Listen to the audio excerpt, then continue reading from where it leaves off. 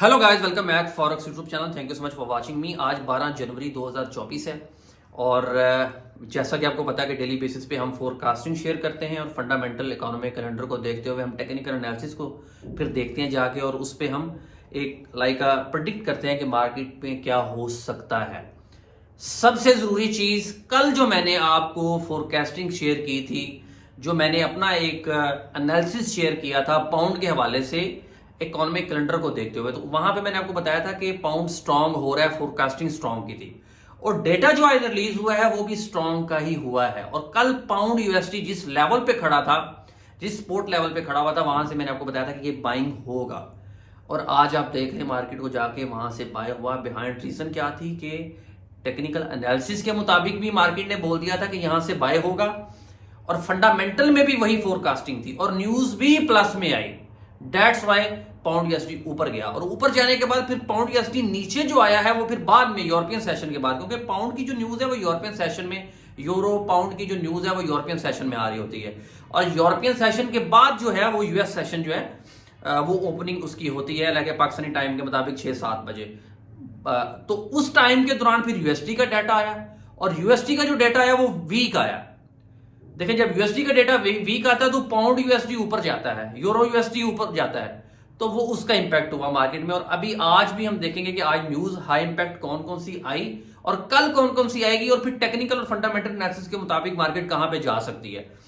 अभी क्योंकि लोग चैनल पे कम है, जैसे जैसे यहाँ पे लोग कम्युनिटी हमारी बढ़ती जाएगी फिर हम लाइव सेशन भी किया करेंगे और लाइव ट्रेडिंग का भी कोशिश किया करेंगे कि लाइव ट्रेडिंग किया करें। मैं आपको बताया करूंगा कि कहां पे बाइंग बनती है, कहां पे सेलिंग बनती है और which is the best level where from you buy और सेल। ओके, और दूसरे नंबर पे आज का जो दूसरा सवाल है वो भी मैंने पोस्ट कर दिया हुआ है, उसका आप जवाब दें कम्युनिटी में जाके। कमेंट बॉक्स में लोगों ने दिया, बहुत शुक्रिया जिन्होंने सवाब मेरे मुंह चो निकल गया। वैसे सवाब वाला ही काम है जड़ा मैं कर रहे हैं क्योंकि सीधियां गल्लां दस रहे हैं मैं, ठीक है। और जो कमेंट बॉक्स में जिन लोगों ने जवाब दिया, बिल्कुल ठीक जवाब था सबका। I really appreciate all of you. और आज का भी जो सवाल है उसका भी जवाब लाजमी दें जी गाइस। चैनल को सब्सक्राइब लाइक करें सबसे पहले, ताकि इकट्ठे लोग हो जाइए तो फिर रल मिल के ट्रेड करिए। आज का सवाल सुन लें। अच्छा, आज का सवाल है जी, when price breaks through a resistance level it could potentially become की होएगी, सपोर्ट लेवल होगा और रेजिस्टेंस लेवल होगा। मिसाल दे देता हूं, मिसाल के तौर पे एक रेजिस्टेंस लेवल है और उस लेवल को अगर प्राइस ने ब्रेक किया है तो एक रेजिस्टेंस लेवल को जब प्राइस ब्रेक कर जाती है तो फिर वो जो जिस लेवल को उसने ब्रेक किया वो लेवल क्या कहलाएगा? आया कि वो रेजिस्टेंस लेवल ही होगा या वो सपोर्ट लेवल बन जाएगा?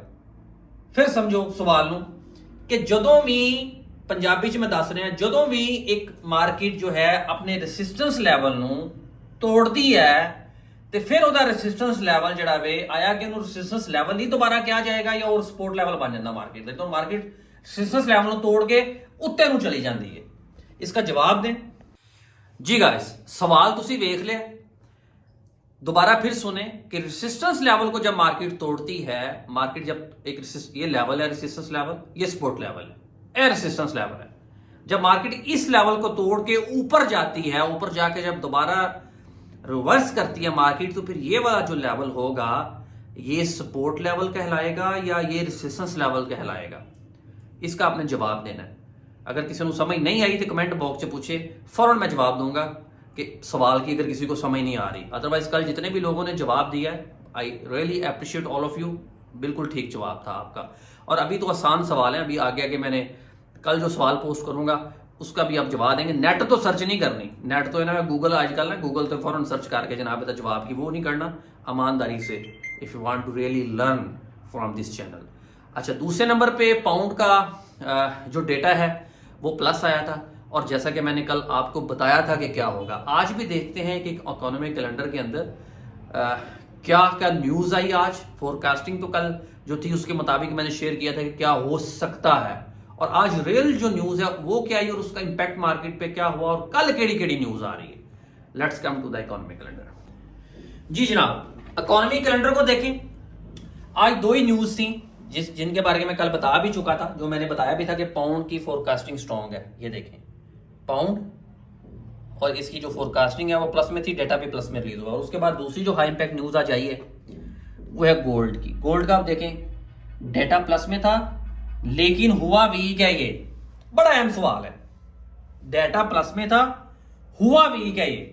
अच्छा, अब मैं आपको टेक्निकल एनालिसिस की तरफ लेके जाता हूं। कल न्यूज कोई नहीं है, क्या वजह है कि उसकी हम इस वजह से नहीं कल की डिस्कस कर रहे फोरकास्टिंग न्यूज की कि कल सैटरडे संडे हफ्ता इतवार है, छुट्टी है और छुट्टी वाले दिन मार्केट में ट्रेड नहीं होती।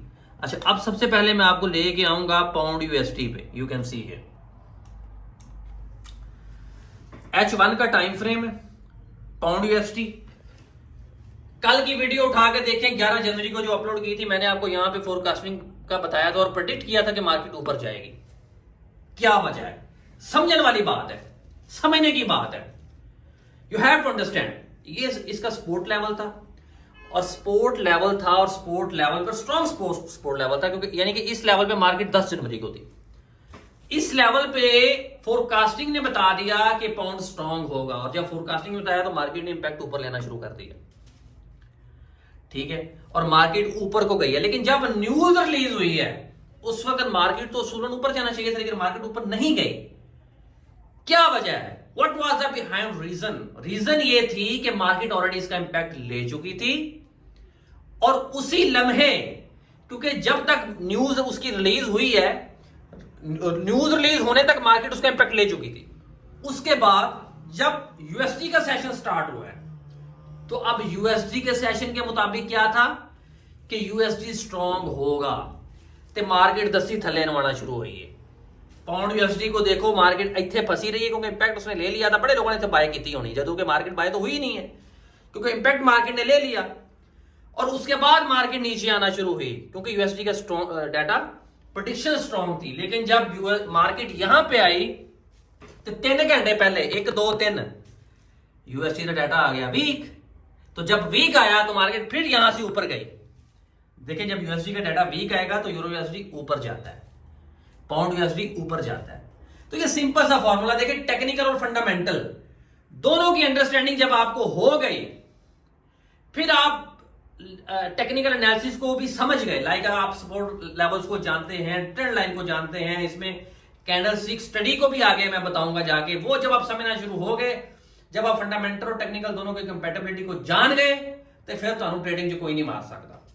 तो ਜਦੋਂ ਤੁਸੀਂ ਕਰਨੀ ਟੈਕਨੀਕਲ ਹੈ ਸਿਰਫ, ठीक है, या करनी सिर्फ फंडामेंटल है, और ਜਿਹੜੇ फंडामेंटल कर रहे होंगे इथों ना बाय मारी होनी, तो फिर बाय मारने की इजी, फिर अगला ਉਹਨਾਂ ਦੀ फिर होई है, ठीक है।